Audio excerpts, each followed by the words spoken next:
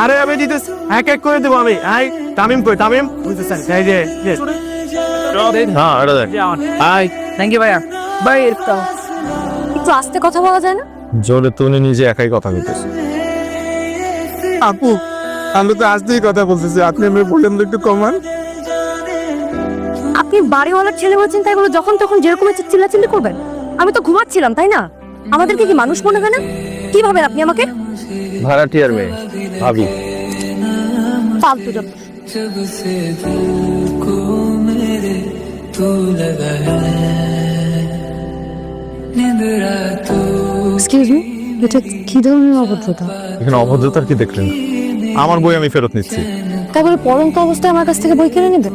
পরন্তু আপনার বাংলা ভোকাবুলারি তো দুর্দান্ত। শুনুন এসব এই বইটই না পড়ে এক কাজ করুন, আমাদের দেয়াল পত্রিকার জন্য একটা লেখা লিখে ফেলুন। আজকে সন্ধ্যার মধ্যে জমা দেওয়ার শেষ সময়। বাহ, সবার লেখা তো চলে আসছে, তাহলে চল কাজ শুরু করি। ভাইয়া, আমার লেখা কি ছাপানো হবে? অবশ্যই হবে, কিন্তু কোনো কপি লেখা ছাপানো হবে না ভাইয়া। এই হৃদয়, জি ভাই। তোর বোনের লেখা কই? সে বলেছে যে লেখা দিবেন। দিবে না? না। দিল না? আই কাজ শুরু কর। ফিউনারেল তোকে করব, অন্ত্যেষ্টিক্রিয়া তোকে করব। তোলা পায় না। আপনার সমস্যাটা কি বলেন তো? আপনি বাচ্চা কাচ্চাদেরকে ব্রুটালিটি শেখাচ্ছেন কেন? আমি তো ওদেরকে ভ্রাতৃত্ব শেখাচ্ছি। গতকাল রাতেই ওদেরকে নিয়ে আমি তারাবির নামাজ পড়লাম। মোটেও না, আপনি বাচ্চাদেরকে প্রাণী মারা শেখাচ্ছেন। আমার যে ভাই জীবনে কোনোদিন একটা মশা মারে নাই, তার পাল্লায় পড়ে এখন ইঁদুর মারা শিখছে। মারিনি তো, শুধু ফাঁদে ফেলছি। কিন্তু মরেনি, ওরা বেঁচে আছে। এই দেখুন এখনো বেঁচে আছে। আর প্রাণী নির্যাতন করার অপরাধে আমি কিন্তু আপনার নামে মামলা করতে পারি। পারবেন না? কেন পারবো না? আপনি হয়তো ভুলে যাচ্ছেন, আমার বাবা একজন অ্যাডভোকেট। আইন আমার ভালোই জানা আছে। ইঁদুর নিধন কোনো অপরাধ না। মানে হলো প্রতি বছর 2900 কোটি টাকার ফসল নষ্ট করে এই বজ্জাত ইঁদুর, এবং সরকারিভাবে ইঁদুর নিধন কর্মসূচি পালন করা হয় প্রত্যেক বছর। গত বছরও 1,20,00,000 ইঁদুর মারা হয়েছে, এবং সরকারিভাবে সেরা ইঁদুর নিধনকারীকে পুরস্কৃতও করা হয়েছে। আপনি এই সমস্ত ফিগার মাথায় নিয়ে ঘুরেন? এটা তো আর মেয়েদের ফিগার না যে মাথায় নিলে সমস্যা হবে। শুনতে পাচ্ছি না।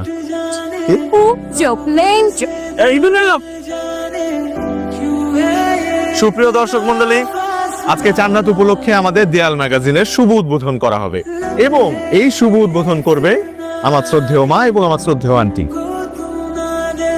এই যে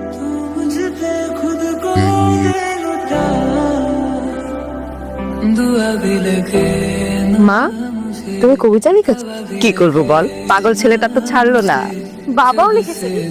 বাবা तू लगा है ঠিক আছে, আমরা তাহলে ওই পরের প্রোগ্রামের প্রিপারেশন নেই নাকি? হ্যাঁ ঠিক আছে, একটু দেখি। একটু ব্যাকা আছে। এই জায়গাটা খালি কেন? ওইটা একজন লেখা জমা দেয়নি তো, তাই তার স্মৃতিতে এই জায়গাটা উৎসর্গ করা হয়েছে। আপনার তো আবার এই মফস্বলের ব্যাপার স্যাপার একদমই ভালো লাগে না। না না, ওরকম কিছু না। আমি আসলে ভেবেছিলাম এটা তো বাচ্চাদের হ্যাঁ, ভেবেছিলেন বাচ্চাদের কাজ, সেখানে বাবা মারাও কেন শরীর হচ্ছে? কত সিলি বিষয়টা, তাই না? এখন আর তো এসব ভাবছেন না নাকি? বাহ, ভালো লাগছে যে আপনি বিষয়টা এনজয় করছেন। আপনাকে কে বললো আমি এনজয় করছি? তো করছেন না? ও আপনি এনজয় না করলেও হাসেন। বাহ, দারুণ। আমি যাই। ও বাই দ্য ওয়ে, ডিনারের পর আসছেন তো? কোথায়? নিচে। কেন? আজকে চাঁদরাত না? প্রতি বছর এই পাড়ায় চাঁদরাতে ঈদ আনন্দ অনুষ্ঠান উদযাপন করা হয়। এই আপনি গান টান কিছু পারেন তো? না। Bad luck. কেন? সুন্দরী নারী অথচ কিচ্ছুই পারে না। আপনি তো দেখছি পুরো একটা মাখাল খোর। মাকাল ফল কি বাগদাসের অন্য কোনো প্রজাতি নাকি? जरा जरा बहकता है महकता है आज तू খা বাবা, আমি খাই। কি জানি। ঠিক আছে, আমি খাওয়াবি।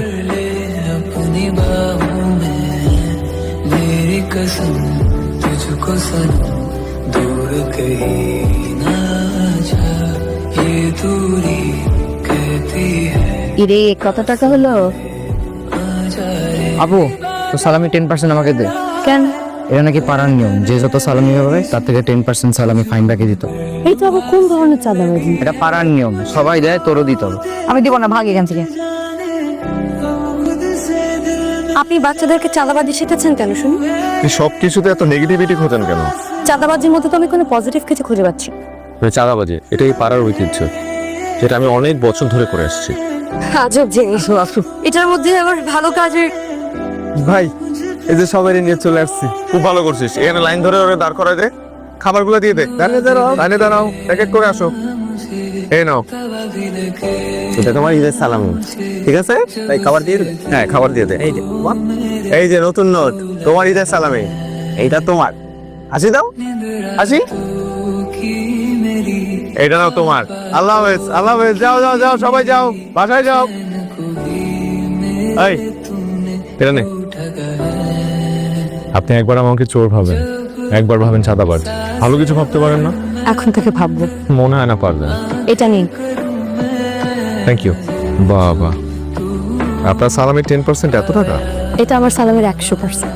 Thank you. সালামির অর্থনীতি নিয়ে কখনো ভেবে দেখেছেন? সালামির আবার অর্থনীতি আছে নাকি?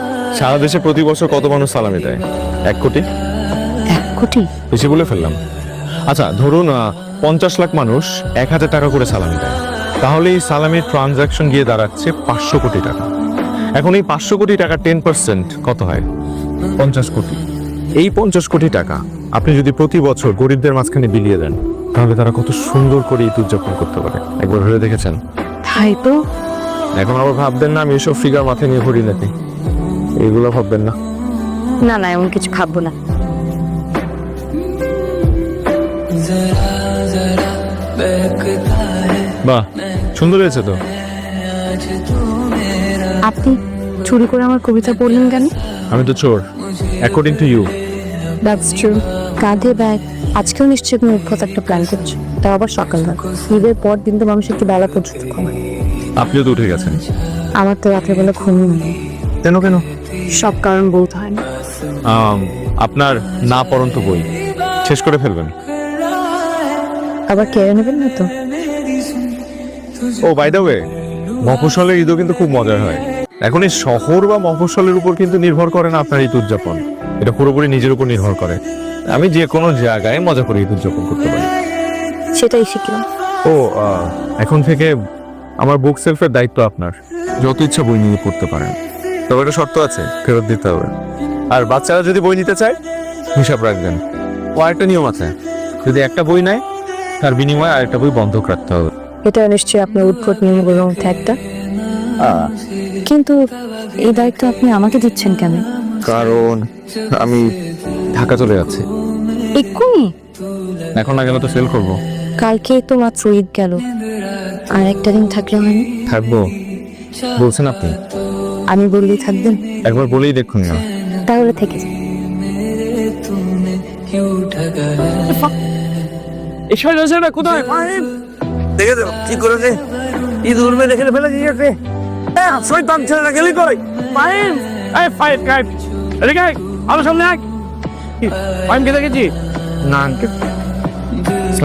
কোথায় গেল ছেলেটা? সরি সরি সরি সরি, ইচ্ছা ছিল কিন্তু উপায় নেই। আমার এখন ঢাকা ব্যাক করতে হবে। বাবা যদি জানতে পারে আমাকে মেরেই ফেলবে। আপনি তো মাকে বুঝিয়ে বলবেন প্লিজ। হ্যাঁ ওকে তো হ্যাঁ আমি কিন্তু পালাচ্ছি, আমার চোর বলে চেঁচামেচি করবেন না। ঠিক আছে। আরেকটা কথা ঋতু, যে কোনো মূল্যে হোক কফিনটা উদ্ধার করে প্লিজ ওদের দাফনের ব্যবস্থা করুন, না হলে কিন্তু ইঁদুর দুটো অভিশাপ দিবে যে যে কি? আর কোনোদিন প্রেম হবে না।